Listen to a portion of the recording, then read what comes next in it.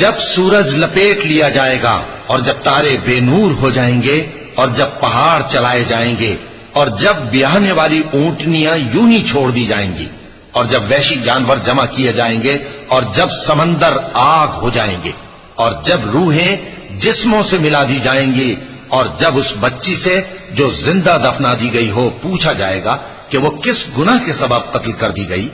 اور جب اعمال کے دفتر کھولے جائیں گے اور جب آسمان کی کھال کھینچ لی جائے گی اور جب دوزخ کی آگ بھڑکائی جائے گی اور جب بہشت قریب لائی جائے گی، تب ہر شخص معلوم کر لے گا کہ وہ کیا لے کر آیا ہے۔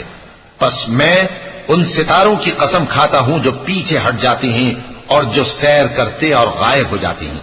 اور رات کی قسم جب وہ پھیلنے لگتی ہے، اور صبح کی قسم جب وہ نمودار ہوتی ہے، کہ بے شک یہ قرآن اس فرشتہ عالی مقام کا سنایا ہوا پیغام ہے جو صاحب قوت ہے، مالک عرش کے ہاں اونچے درجے والا ہے، سردار ہے، ساتھ ہی امانت دار ہے۔ تمہارے رفیق یعنی ہمارے پیغمبر صلی اللہ علیہ وآلہ وسلم دیوانے نہیں ہیں، اور بے شک انہوں نے اس فرشتے کو آسمان کے کھلے کنارے پر دیکھا ہے، اور وہ غیب کی باتوں کے ظاہر کرنے میں بخیل نہیں، اور یہ کسی شیطان مردود کا کلام نہیں ہے۔ پھر تم لوگ کدھر جا رہے ہو؟ یہ قرآن تو تمام جہانوں کے لیے نصیحت ہے، یعنی اس کے لیے جو تم میں سے سیدھی راہ چلنا چاہے،